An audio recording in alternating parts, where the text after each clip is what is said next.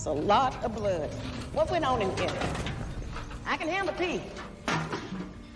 I can handle poop. But blood? Blood just does something to me. Here, honey. Help me mop it up. The sooner we get out of here, the better. You know, cornflakes were invented to prevent masturbation. Didn't work. You clean that lab, you get out. The thing we keep in there is an affront. Do you know what an affront is, Zelda? Something offensive? That's right. And I should know. I dragged that filthy thing out of the river muck in South America all the way here. And along the way, we didn't get to like each other much.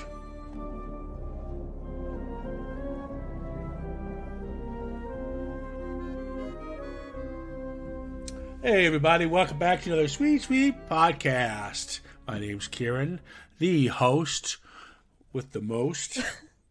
The hostess with the mostess. I try to do my opening some kind of good banter. I give up. Anybody, welcome to Citizen Frame, the spoiler-filled and harsh language podcast that crosses boundary. What is it again? Pushes the boundaries of boundaries. Good taste and decency. There you go. That's what I was talking about. And that's just us. That's before we even talk about the films. This is very true. That's just the opening, for Christ's sake. I can get that fucking out of the way. Jesus. I am joined with the usual band of misfits. Trevor, what's up? I'm good. Good to be here, as always, Ciaran. And Nuala is back. Hey, hi. Yep. Good. What is that? To hear dulcet tones, Nuala. Oh, it's good to be back, folks. I missed you. Yep. She's back with a slightly heavier left hand. So, yeah. Were you fighting again? It's the knuckle dusters, yeah. I just think it's nice that the psych ward let you out early. Well, do you know what? They're Just in very time for kind. Halloween. They knew my birthday. Well, yeah. Knew my birthday was coming up. They're like, oh, let her get a bit of sunlight. So, I might for the week. Get your weekend pass. Mm-hmm. Yeah. To do the podcast, then back in. That's it. Today we are talking, I guess you can say it's an art house horror film. It is the second, I don't know if it's really a horror film, but they're categorizing it. It is the second horror film to win the Oscar for Best Picture. The first one was Silence of the Lambs, and obviously we're talking Shape of Water. This is Guillermo del Toro's crowning achievement. I don't think it's his best work. But we'll dig deeper into that as the conversation goes. All right, so let's talk about the film. It's really I'm just dying to hear what you think here at the start. It's not a horror film to me. It's really about it's a fish out of water story. And I couldn't stop laughing when I was saying it. That's so funny. Fish out of water. Okay. What works, what doesn't? Let's talk about the set, okay? It obviously takes place around the 50s. 1962. 1962, late 50s. And Yes, late 50s. In 1962. Nope, not the late 50s at all. I round around. I don't round at the actual date it's supposed to be set at. All right, it's mid-20th century. Yeah, there we go. The year is 2021.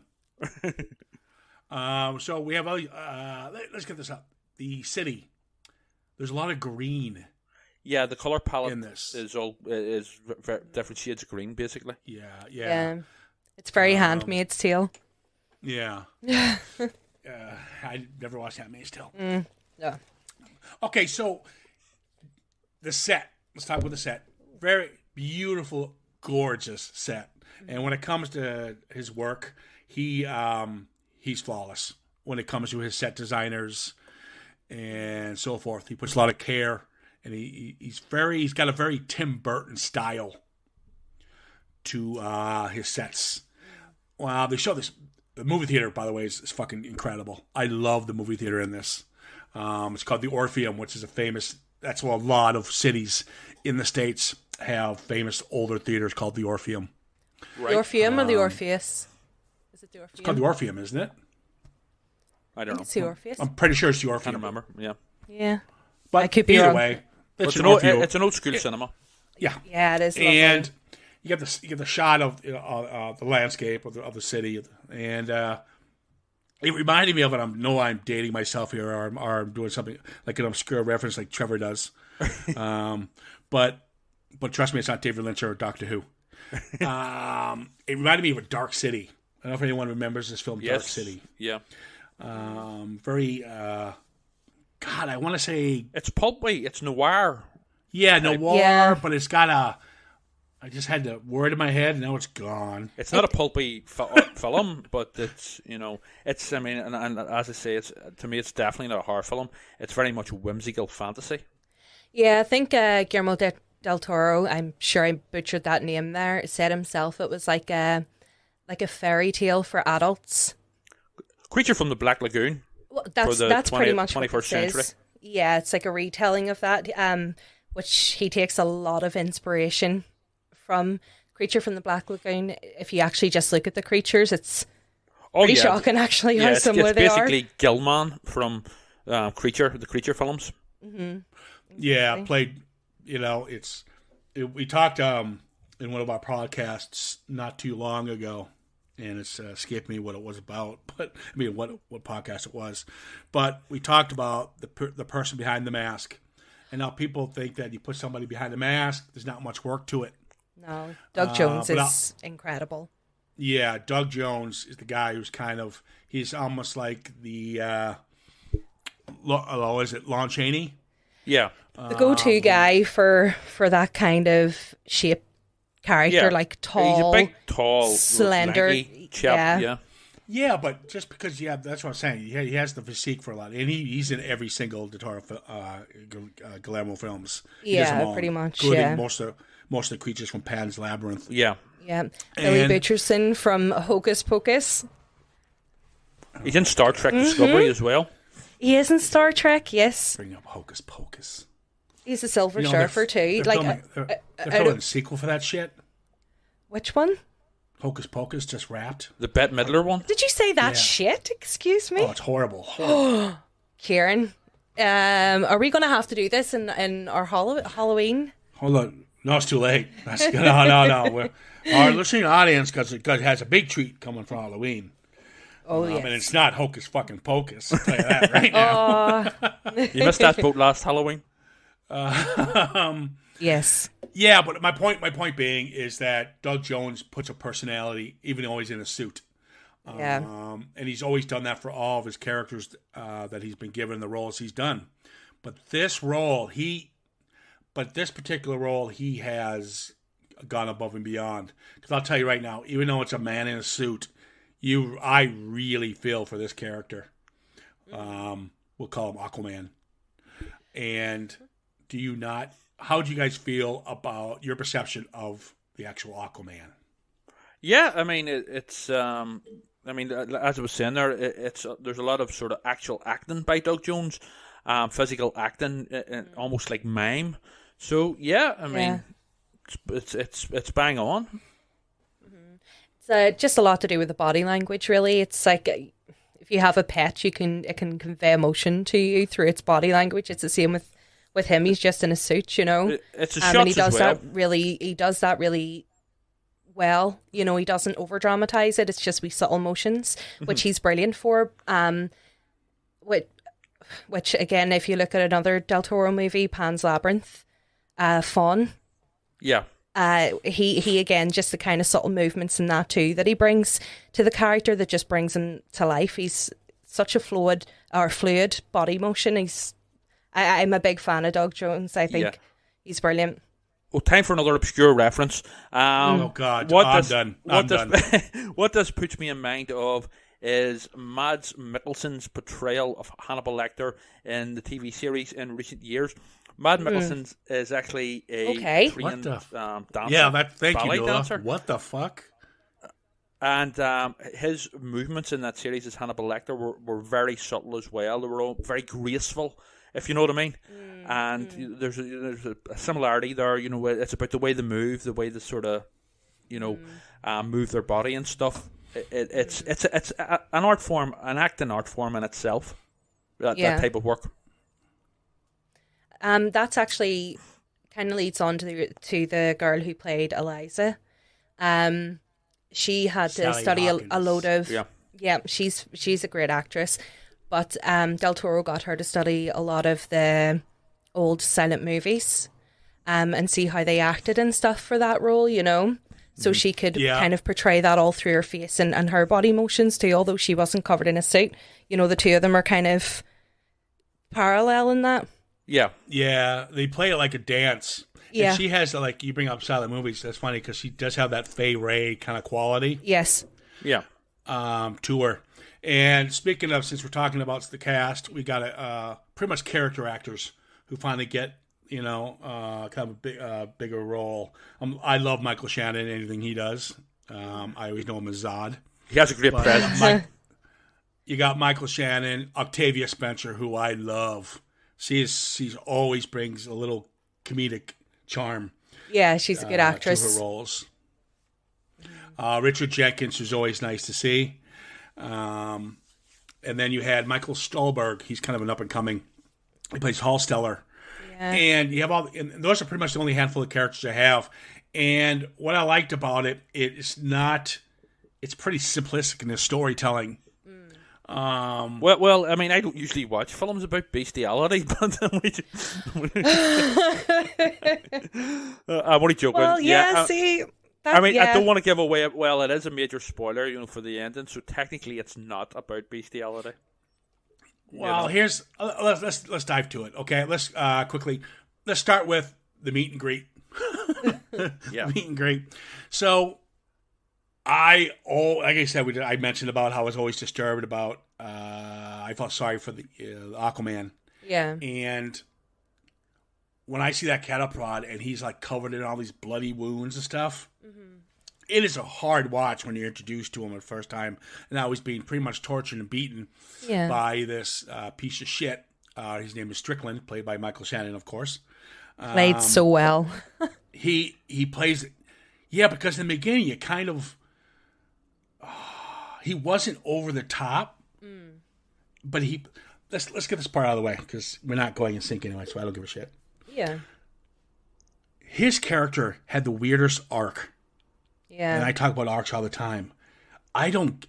Okay. He gets his hands. He gets his hand. He gets his. He's talking to the girls, Elsa and Zelda, during the duration of the film. In the first half, he seems pretty charming and a nice enough guy, but then he starts getting a little more douchebag.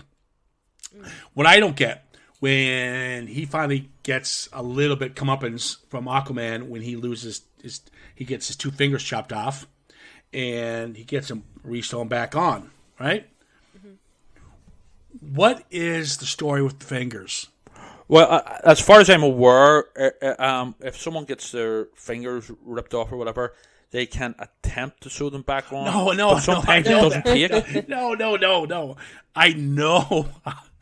I know. And I'm not a doctor. you put them on ice. But do you notice how he eventually just rips them off? Yeah. And because obviously he knows. But as the fingers, if you notice, what I meant was the fingers aren't, because back in '62 that they weren't attaching fingers back then. This was still experimental. But the fingers were getting black. And obviously, they're going to, obviously, you got to take them off if that happens. But as those fingers were becoming deader, I guess you could say, his persona changed. It's a visual representation of him turning bad and evil. His journey into darkness as his fingers were getting darker.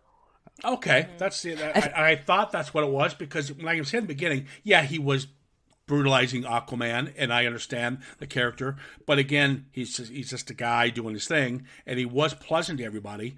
But once this event happened to him, he started changing. Well, yeah, because he also then has a personal grudge against the creature. It ripped off his fingers.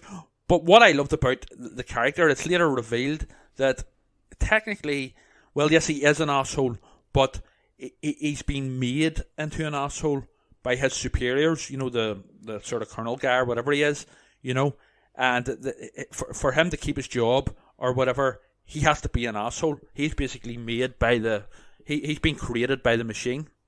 Do you know what I mean? Yeah, I think I think he is just in general an asshole. Yes, but it's ramped up to. Oh God, But in how they portray him from the very beginning, he's got the face and he looks the part, the family man, and he's a good guy and whatever else. But you're actually seeing behind the curtain and seeing that he's actually he's not nice. Anyone that's different, he has an issue with, like the way he speaks to the girl Delilah, or Octavia's character. What's her? Zelda. Thank you so much. I can't believe I forgot that. But the way he kind of speaks to her, and the way he speaks to Elisa about being the help, the shit scrubbers, the piss cleaners, and all this here. Like, he has a real. Yeah, there's racial undertones with his character. There's that. And also misogynistic undertones, and basically looking down at them as well, because he is, this sort of scientisty, boss, government guy, and they're just the cleaners, basically. So he's looking down their nose at them. And the time that's set and all too, before the civil rights protests and stuff, exactly, quite a heavy time in America. So them showing this creature as, and Del Toro again speaks about them being others, and how they're being mistreated and stuff, kind of is a sign for the times. Well, I think the piggyback on what you're saying, Nuala, the whole film deals with the certain select characters. Mm-hmm. You had Sally Hawkins, who is pretty much just a homebody recluse, very shy. You have Michael Shannon, who is the authority figure. You've got Aquaman, who is, could be a race of some kind, could be a race of some kind, whatever. You got Octavia Spencer, who's the black character, who's dealing with racism, especially in the 60s. Mm-hmm. And then you got Richard Jenkins, who's gay. Yeah. And then you got Michael Stuhlbarg, who plays during the time the Cold War and all was going on. So he plays the Russian spy, which, believe it or not, is probably the most decent character. Yeah. The great thing about the writing in this, especially with the Michael Shannon character, is that he actually has motivations to behave like an asshole, and that he's getting his balls bust by his superiors and stuff. Yeah. In the government, and there's the Cold War going on, plus the fact that the creature has ripped his fingers off, so he has actual proper motive. While he may have been a bit of an asshole anyway. I think we can all be a bit of an asshole at times, but with everything that happened to him and everything that was going on around him, it just really brought out the major league asshole in him. If that makes sense. Yeah, I got you. Yeah, he was having a shit week. Like, there's no two ways about it. Anyone would go a bit mad after that kind of week. Yeah. You guys notice the Italian score? Yeah, the score's it's very Italian, and I don't know why he picked Italian. See, this is some of the issues I have with the film, but we'll come to them later. Okay. Well, yeah, he plays this Italian score through the whole film. Like someone's playing the harpsichord. Yeah. Yeah. And so I thought that kind of threw me off a bit. And it didn't really suit the setting, especially if it's early 60s America. So it kind of threw me off because it's very quirky. Yeah. Again, Tim Burton does that a lot, but his stuff is quirky, and he uses Danny Elfman to tell that. But I thought the Italian score just seemed out of place. I didn't really rate the score, to be honest with you. It didn't. It was just there for me. The score for me is one of the issues I have with it. Overall, I find the film, along with the score, while it's very well made, there's no doubt in that, and very well written and put together and stuff, for my own personal tastes, I just found it a bit too schmaltzy. And, I like darker, edgier stuff, and this was a bit too nice, for want of a better word. Obviously, God forbid you watch something that's nice, you sick bastard. Yeah. But I have to say as well the film from start to finish was obviously it's pure Oscar bait. You know, That's not fair. That's not fair. I think no, that's not fair. You're saying that. And I would also I would also say that Del Toro has made much better films, including The Devil's Backbone and Pan's Labyrinth. It's still a very good film, I admit, but I am a nitpicker, and they are the some of the things that did sort of. He's been trying to make this film for years. Yeah. He's been trying to get this off the ground for years, and it's just the impression I got. I mean, it could be wrong, obviously. All of his stuff is like Pan's Labyrinth is a perfect example. That was nominated for, I think, Best Foreign Film. Yeah. Then and so he's always had, but he doesn't. This guy never goes in mind. Hey, I want to get an Oscar. All of his. No, I'm not talking about. Well, maybe not Del Toro himself, but maybe obviously he was the director and stuff.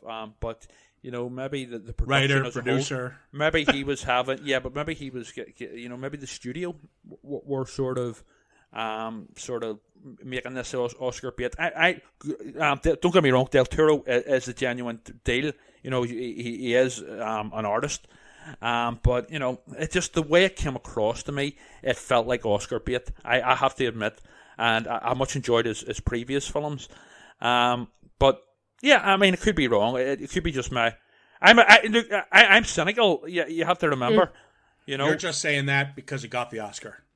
Not at all. Bullshit. Because you would say the exact same thing with Pan's Labyrinth, or you say with that horrible film, one of the worst ones ever made. No, that is no. I didn't say piece of shit. No, it was called Crimson Peak. Oh, I haven't seen Crimson Peak. Yeah, but no, completely. No, but for me, Del Toro definitely has made much better films for my own personal tastes. I mean, Pan's Labyrinth, for example, and I think the political stuff with like Pan's Labyrinth, to do with the Spanish Civil War, the same as The Devil's Backbone, are. I don't know. They feel much more realistic or something. I think you're saying a completely different film. I mean, I just mentioned it. All these different characters are dealing with relevant issues that were in that time frame. The '60s, you had the racism, the gay, you had all the Cold War. You had all this tackled into the story. And so I think you missed the boat on this one. No. I mean, I get what you're saying. I get what we're trying to do. And like as I say, it is a good film. But for me, I just felt that his previous films, which handled sensitive subjects and political subjects, were better made. And in fact, they deserved Oscars, I think, more than The Shape of Water. Now, did you catch... And I might have missed it. She has these little scars on the side of her neck. Yes. It's discussed at first, at the start, where it's the Shannon character says, blah, blah, blah. You were found, you were like an orphan or something, and you had these weird scars on your neck, words to that effect. Did you say she was found by a river? Yes, that's right. Yes. Because I'm thinking to myself, as I'm sure you're aware, we'll discuss it toward the end of the movie, I'm kind of in two minds about what actually happened to her. Like, as they said, her neck was cut and her voice box was damaged, so that's why she couldn't speak. But then, is that what happened? Or was she washed ashore away from her little merman folk family? We're calling him Aquaman. Her Aqua family. Family, yeah. I didn't catch that. I mean, I got a question about I certainly got the question about the ending, which we'll certainly get to. Let me ask you this. Let's talk. So, is that why the sudden attraction when she meets him? Because the minute she meets him, obviously she feels sorry for him like a pet because it's wounded, and she starts feeding him. But there's almost an instant attraction there. Yes. Yeah. Well, so is there something I'm missing? It's all suggested.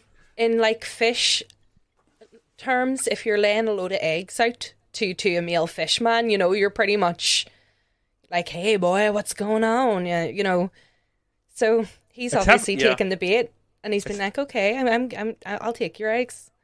It's heavily suggested. It's heavily suggested with the ending that basically she was a fish woman all along. So she found her Nemo. And there were clues littered throughout it. With the scars on her neck, and See, the fact that they're attracted and they're basically shagging.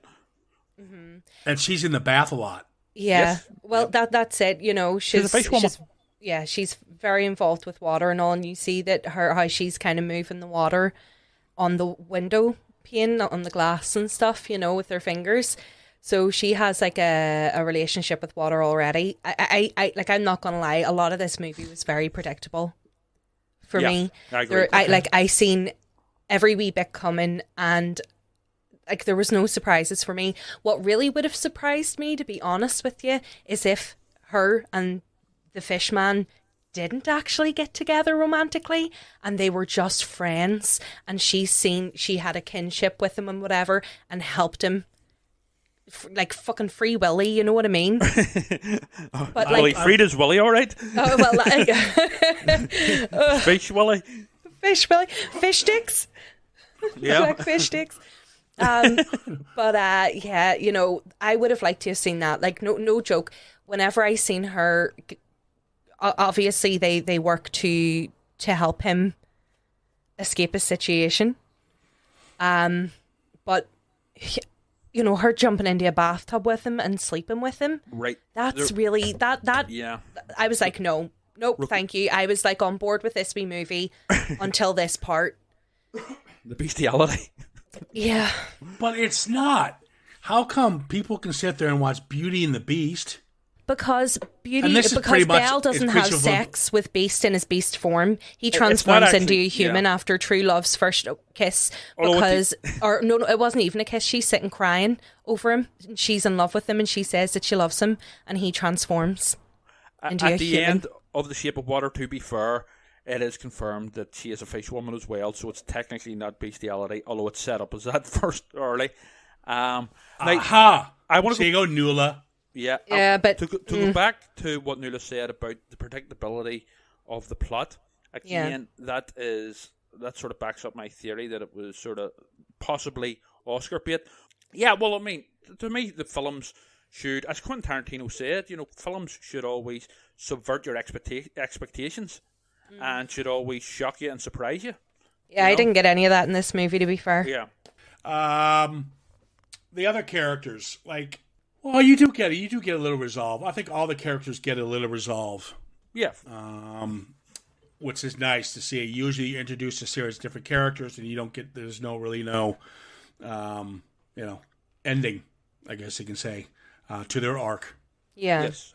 So I think the movie plays well like that. So technically, I felt sorry for Giles. When he always goes to the pie shop. Yeah, that was a That's a roughly hard scene to watch. It He is. takes it the wrong way. The guy who works there.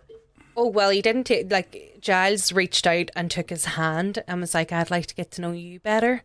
Yes, but the guy behind the counter took it the wrong way. Yeah, or sorry, Giles actually took his friendliness towards him the wrong way. Yes, yeah, he misread it. And the guy kind of freaked out. And this came pretty much at the same time where he was, there was an African-American couple come in. Yeah. And they were refused access to eat there. And it was really, it was horrible, it wasn't a nice scene to watch. But It's a shame he didn't get eaten it by was the certainly, of the fisherman. time. Yeah, of the absolutely. period, Yeah, because the guy, before he kind of turned, was a very pleasant human being. Yeah. Yeah. Was very nice and always welcoming to Giles, and then to get rejected so horribly. Yeah. And so, yeah. And that's what I like about it, because you do have all these different characters, and you kind of get to know them, all of them. Well, obviously there's actually a brilliant line by Giles where he says, that he thinks he was born out of time, in the wrong time, in the wrong era, and maybe, if he'd have been born later, he would have been, his, homosexuality would have been more accepted and stuff, that sort of thing. Yeah, I think I think the film tackles quite a few things. Sometimes some of them get a little bit lost. The Russian guy who sadly gets it, Dmitri, well, yeah, or Hofsteller or whatever his name was. Can't remember his name. So he gets it. And then when Okay, so at the end, when they're going to escape, and this is the ending that we all going to question. So she gets shot, he gets shot. We know he's got, super Aquaman skills, so we know he'll be okay.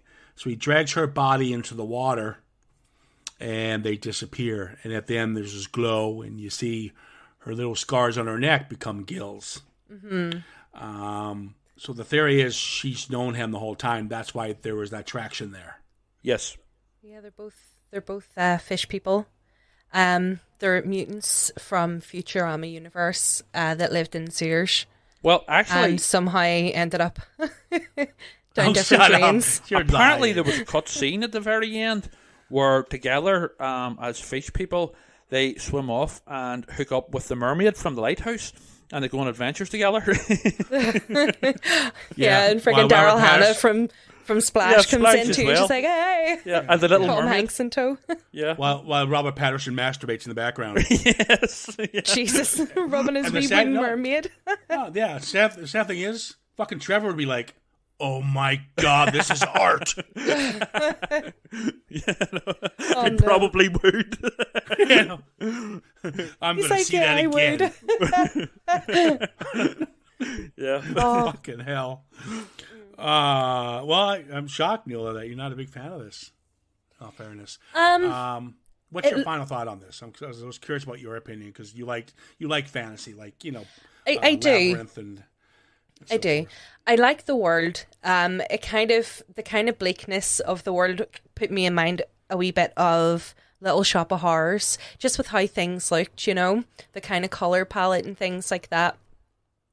Almost reminded me of that a wee bit. And Del Toro was brilliant for painting a really vivid world, and it always looks a wee bit different, so it's always going to look beautiful. But as I said, I found it very predictable, and that's the letdown for me. I started watching it, it's like, oh, it's Beauty and the Beast. Oh yeah, that's Creature from the Black Lagoon. Oh right, so he's obviously going to survive because it said he's a god. So whenever he gets shot, he's okay. There's going to be no problem there. Each step of this movie was very predictable for me. Whereas if I look at the likes, and I'm going to compare it toward the likes of Pan's Labyrinth, because that's my favourite Del Toro movie. There's a lot in Pan's Labyrinth I didn't see coming. Like, there were so many wee surprises and wee things that you didn't expect. Where this was kind of everything was up on a platter for you, and that bummed me out a wee bit. Beautifully shot, great acting, but yeah, a wee bit of a disappointment. All right, That's fair enough. Yeah. I'm probably the minority here. I see more. I mean, I enjoyed it just because of all the characters and the atmosphere itself. I didn't catch the fact that she was a fish woman. Never caught that. Did you think he had just opened the scars and turned them into gills instead? Yeah, like magic. Oh, all right, okay. With his wee glow. Yeah, glow magic. He's got gill medicine or something. Another thing that annoyed me, by the way, that I just have to make the point of, is whenever they fill up the bathroom with the water, looks all fun and lovely and all, but like 3 towels along the bottom of the door are not going to hold that amount of water. Oh, I felt the exact same way. Well, I think now the ceiling ceiling would have come through on top of them in the theater. There's no way that plumbers across the world watching that were like pulling their hair out. Yeah, that part was just so. Like, I know she's like getting it on with the giant fish man, and that's not realistic, but like that part just in general was so stupid. But it's about the moment. It's not about the continuity of when the water would hold. I mean, if you're into since you're technically you've already checked out at this point, really, you're gonna catch more of that continuity errors where someone who's actually into it wouldn't really, judging it based on that. Yeah. It's a fantasy. You can get away with a little bit of continuity issues. If I was to do that tonight in my own bathroom, it wouldn't be quite as beautifully as beautiful looking, and No, you'd probably slip and hit your head on the sink or something. my landlord would kick me out as well. Yeah. It wouldn't be quite as whimsical. No. No, Let's get a paddling pool. Sort that I out. think overall, from a technical point of view, it's pretty spot on. You can't fault anything from a sort of a film making point of view. However, I would be in the Nuala camp regarding certain things, such as the predictability and stuff. If she's missing Fishman, why didn't she just jump back in the water? Yeah, like did she never have the urge, or did she ever go to a beach? I know, but if she went to the beach, she could have been like, "Oh, hey, this feels normal," and then her wee gills could have opened. Maybe that's why the gills didn't open in the first place, because she had amnesia and never really remembered what she was. Yeah, she didn't know she was a fish woman. Yeah, that makes more sense, and that's why when she got it on with his other guppy, that's where she kind of knew. Yeah. See the whole part too, whenever she's explaining how his bits work, that was just I know. unnecessary. I was like, stop. He found Nemo. Free Willy. It's a Free Willy. It's like this isn't needed. Yeah. I think we need a bigger boat. In reality, Octavia Spencer's character should have turned around and called her, "You sick fuck." I know. Get the fuck out of here. You know what I mean? That would be, It's like, and I left you to babysit my goldfish, you animal. Yeah, exactly. Exactly. That would be me. That would be like me getting into work, and you're saying, my mate's saying to me, so what'd you do at the weekend? Yeah, I had sex with my dog. Oh fuck. Okay, now you'd be arrested. Now you're taking it to, Sorry, to a different extreme. I think I think you have to be watching some kind of film with Fishman in it. Yeah. To be able to get away with it. But if it was a film, but what, like if it was a dog person, would that be better? Or a wolf man? Is that any better? Werewolf. That's happened in the movie called The Howling. Yeah. Yeah, it happened in Bram Stoker's Dracula too. Yeah. Yeah. So if you're gonna get it on with Wolfman, but they're really a person. I don't know. I can't believe we're having this conversation. The thing is, they get away with it because they're what do you call it? They're mythical creatures that aren't actually real. If it was actual real life animals, it's a whole different story altogether. But there's loads of inappropriate stuff in film. I mean, Back to the Future is technically a film about a peeping Tom and incest. So. Yeah, I mean, but for people who really dig deep to say that, that's fucking. I'm more concerned about the people who say that. I'm just an overanalyzer. Yeah, it's supposed to it's supposed to be awkward, not incest and. I mean, that's just. I was concerned about where you were going there for a second. But no, on a serious note, you should be asking a question: why is a gay man who's has an obsession with pie? Yeah. Bad joke. But no. But Disney actually. Did you know Disney actually basically rejected Back to the Future because of the incestuous basically plotline? It's not. It's okay. Let's just move on. Well, his mom does fancy him, but she doesn't know that's her son. Yes, I know. But it's more. But nothing. Still kind of like, ugh. George McFly. Yeah, but you're supposed to be go. Oh, no, you can't do that. But it's not like. It's not like this perverted. No, it's fucking handled. Trevor just made it sound like. No, it's just the way I came across. It's handled well. It's handled very well. Although George McFly is still a peeping Tom. Yeah. Oh my God! Let's just end this. We're done. On that note, On to strange places. Yeah. I like the film. I like it more than these two did, because I have a kind heart, and Are you saying we don't? No. According to Trevor, Back to the Future is about incest, and according to Nuala, well, I don't remember what you said, Nuala, but I'll get you on something later. Hey, I've been good. on that change. note. Anyways, we're going to wrap this one up. Nuala, Trevor, thanks for joining me. Oh, happy to be here, man. It was an interesting watch. Great to have you back, Nuala. Glad to be here, folks. Glad to be back. Okay. No, but listen, thanks, guys. Thanks for everything. You can follow us on Facebook. You can certainly also follow us at CitizenFrame_podcast. The new issue of Phantasm Gloria is out now. It is available on all Amazon formats, hardback or the Kindle version, or locally in Belfast at Forbidden Planet. We're going to wrap this one up. Thanks for listening. We'll be back with another tale of something. I don't know what. We'll be back with another. Fuck, what am I going to say? As Arnie, to quote the great Arnie, we'll be back to paraphrase him. Yes. There you go. We'll just do it that way. That's a wrap. Guys, have a good one. Take care. Bye.